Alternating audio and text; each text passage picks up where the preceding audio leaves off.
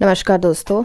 JTL industries limited का आया है रिज़ल्ट, और जब कंपनी रिकॉर्ड वॉल्यूम दिखाए तो सेक्टर को इग्नोर करना या स्टॉक को इग्नोर करना बेसिकली सबसे बड़ी गलती मानी जाएगी। तो अभी इस रिज़ल्ट को थोड़ा सा एनालाइज करते हैं। काफ़ी ज़्यादा अच्छा रिज़ल्ट इसका रहा है।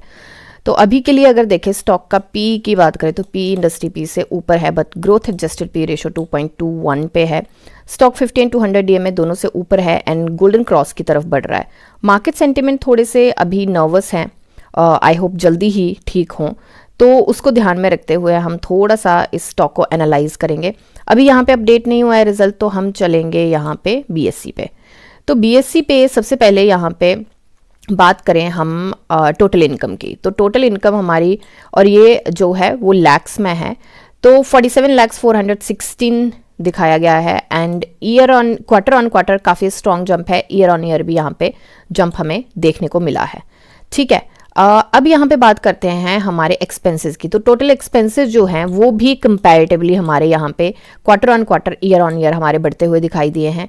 यहाँ पे बात अगर हम करें प्रॉफिट बिफोर टैक्स जो हमारा रहा है, तो अदर इनकम एक बार देख लेते हैं। अदर इनकम इस बार क्वार्टर में पुराने दोनों क्वार्टर से ज़्यादा रही है, तो अब सिर्फ अदर इनकम की वजह से ये स्टॉक का रिजल्ट अच्छा नहीं आया। यहाँ पे 47,416 करोड़ का है, यहाँ पे 43,128 करोड़ का है, 45,350 crore, sorry I am so sorry, crore नहीं है, 43,128 है एंड 45,350 है।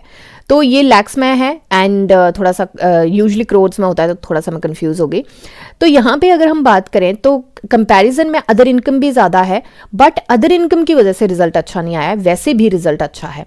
तो यहाँ पे प्रॉफिट आफ्टर टैक्स जो हमारा रहा है वो यहाँ पे देखते हैं, हमारा रहा है एक्सेप्शनल आइटम्स एंड बाकी सारी चीज़ों को निकाल के जो रहा है 3,304 का रहा है एंड 3,305 का लगा सकते हैं हम राउंड फिगर में, 0.81 है। नेक्स्ट हमारा जो प्रीवियस क्वार्टर में रहा था 3,069.33 रहा था एंड प्रीवियस ईयर के सेम क्वार्टर में 3,368 का रहा था। तो अब प्रीवियस ईयर के क्वार्टर से और इस ईयर का अगर देखा जाए तो हमारा थोड़ा सा कम रहा है, बट यहाँ पे क्वार्टर ऑन क्वार्टर देखा जाए तो हमारा अच्छा रहा है। और ये 9 मंथ्स में भी अगर नेट प्रॉफिट की बात करें तो कुछ यहाँ पे उतने अच्छे आंकड़े हमें नहीं देखने को मिले हैं। सबसे पहले तो इसकी बात करते हैं कि हमारी जो है वो JTL की Q3 फाइनेंशियल ईयर 2026, मतलब इस बार जो ये रिजल्ट आया है ये हाईएस्ट एवर क्वार्टरली सेल्स हैं। ये अभी तक का रिकॉर्ड है कि सबसे ज़्यादा सेल्स इस क्वार्टर में देखने को मिली है। तो यहाँ पे ये चीज़ तो क्लियर हो जाती है कि हमारे पास वॉल्यूम का ग्रोथ हमें ज़रूर देखने को मिला है। प्रोडक्ट्स की डिमांड काफ़ी स्ट्रांग है, खासकर डोमेस्टिक मार्केट में जहाँ इंफ्रास्ट्रक्चर और इंडस्ट्रियल स्पेंडिंग काफ़ी अच्छा रहा है। अब एक्सपोर्ट की बात करें तो एक्सपोर्ट वॉल्यूम भी ईयर ऑन ईयर जो है 11% तक बढ़े हैं, जो कि फ्यूचर ओवरसीज ग्रोथ के लिए काफ़ी पॉजिटिव है। ठीक है, तो यहाँ पे अब देखें कि हमें सबसे ज़्यादा अच्छी चीज़ क्या देखने को मिली है। कुछ पॉइंट्स हैं पॉजिटिव, तो रिकॉर्ड सेल है, ये तो हमें दिखाता है। एक्सपोर्ट में ग्रोथ देखने को मिला है, ये दूसरी चीज़ होगी। जो वॉल्यूम एडेड प्रोडक्ट हैं वो क्या हैं, हायर मार्जिन प्रोडक्ट शेयर बढ़ा है। ठीक है, हिस्टोरिकली ये डॉक्यूमेंटेड है कि अभी का सबसे ज़्यादा हायर मार्जिन प्रोडक्ट शेयर रहा है। And then strategic order, company ने इंफ्रास्ट्रक्चर डिमांड से जुड़े ऑर्डर्स भी लिए हैं, जिसमें जल जीवन मिशन रिलेटेड कॉन्ट्रैक्ट्स काफ़ी अच्छे रहे हैं।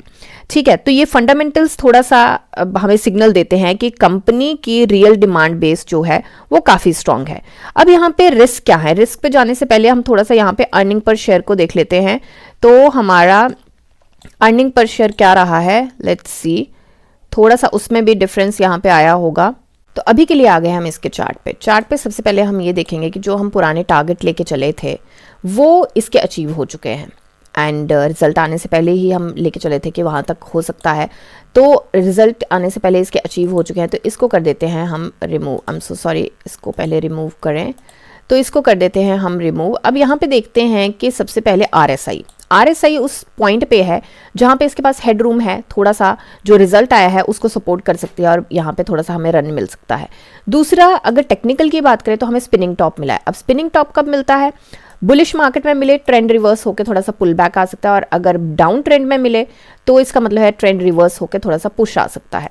अब यहाँ पे करते हैं सबसे पहले हम यहाँ पे हमें कहाँ पे रेजिस्टेंस और सपोर्ट दिखाई दे रहा है। सबसे पहले हम लेके चलेंगे इसको, यहाँ पे हमारा थोड़ा सा रेजिस्टेंस है, इसको हम लेके चलते हैं नीचे। यहाँ पे हमारा सपोर्ट हमें थोड़ा सा दिखता है, तो पॉइंट्स नंबर्स मैं आपको बताती हूँ, एक सेकंड पहले इसको सेट कर लेते हैं। तो सबसे पहले तो हमारा यहाँ पे जो मेन चीज़ ध्यान में रखने वाली है वो ये ध्यान में रखने वाली है कि अपनी सपोर्ट 3 सपोर्ट 4 के बीच में ये स्टॉक ट्रेड कर रहा है। स्पिनिंग टॉप बना है और स्पिनिंग टॉप का मतलब होता है कि ट्रेंड रिवर्सल, तो नीचे जाने के इसके चांसेस हैं।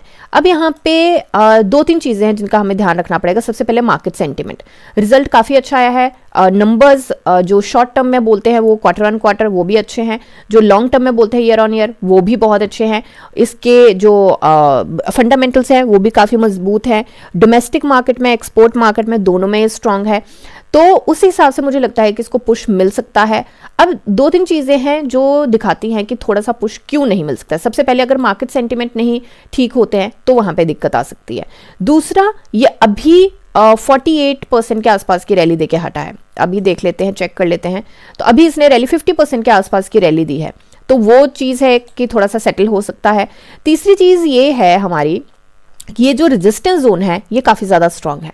सपोर्ट भी बिल्कुल इमीडिएट है, यहाँ पे 75 के आसपास सपोर्ट है इसका, बट रेजिस्टेंस जोन भी काफ़ी स्ट्रांग है। तो मैं ये चीज़ ज़रूर बोलूँगी कि अपना सपोर्ट ज़रूर साथ लेके चलें, अपना स्टॉप लॉस बिल्कुल बहुत स्ट्रांग माइंड से लेके चलें। अगर आप अपना स्टॉप लॉस नहीं लेके चलेंगे तो यहाँ पे 6-7% भी स्टॉक नीचे गिर रहे हैं, और रिजल्ट अच्छा आने के बाद भी, क्योंकि मार्केट सपोर्ट नहीं कर पा रही है। तो उस चीज़ को ज़रूर ध्यान रखें। अगर यहाँ पे सेंटिमेंट सही हो जाते हैं और ये स्टॉक निकल जाता है तो यहाँ तक के मैं टारगेट लेके चलना चाहूँगी, 86 के आसपास के टारगेट, 86 पॉइंट, अभी इसको सेट कर लेते हैं 80, हाँ ये 86% के 86 रुपीज़ के आसपास के मैं टारगेट लेके चलना चाहूँगी। एंड यहाँ पे अगर परसेंटेज देखी जाए मोटी मोटी तो यहाँ पे बनती है 13% के आसपास की परसेंटेज बनती है। और मैं इतना ही क्यों लेके चली हूँ, ज़्यादा भी हो सकता है ऑफकोर्स, बट इतना मैं इसलिए लेके चली हूँ, उसका रीज़न मैं आपको BSE पे भी एक बार बताऊँगी।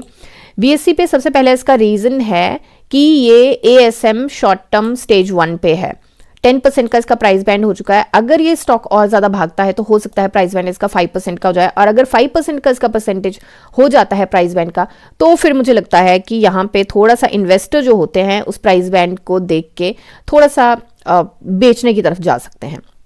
प्रॉफिट बुकिंग यहाँ पे डेफिनेटली देखने को मिल सकती है। अगर पुश भी आता है तो भी मुझे लगता है कि इस रेजिस्टेंस के आसपास ये जो बनता है 84 एंड 86 के पास, मुझे लगता है ट्रेडिंग के हिसाब से या तो ट्रेलिंग स्टॉप लॉस लेके चले या तो उसको सेल कर दें, क्योंकि यहाँ पे थोड़ा सा RSI भी हाई हो जाएगी। बाकी सारी चीज़ें, वॉल्यूम बहुत ज़्यादा बड़ा रोल प्ले करेगी। अगर वॉल्यूम नहीं सस्टेन किया, वॉल्यूम ने साथ नहीं दिया, तो भी मुझे लगता है गेट आउट कॉल होगी वो।